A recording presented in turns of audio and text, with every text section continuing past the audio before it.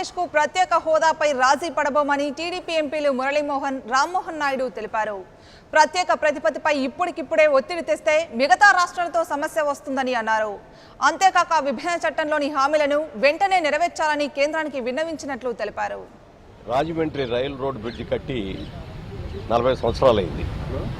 దాని మెయింటెనెన్స్ సరిగ్గా లేకపోవడం మూలంగా రోడ్డు మీద నుంచి వెళ్లే వాళ్ళందరూ కూడా చాలా ఇబ్బందులు పడుతున్నారు. అది ఎన్నిసార్లు చూసినా ఏదో టెంపరీగా రిపేర్ చేయటం, అది ఎందుకు కనిపి రాకుండా డబ్బంతా కూడా వేస్ట్ అయిపోవడం జరుగుతూ వచ్చింది.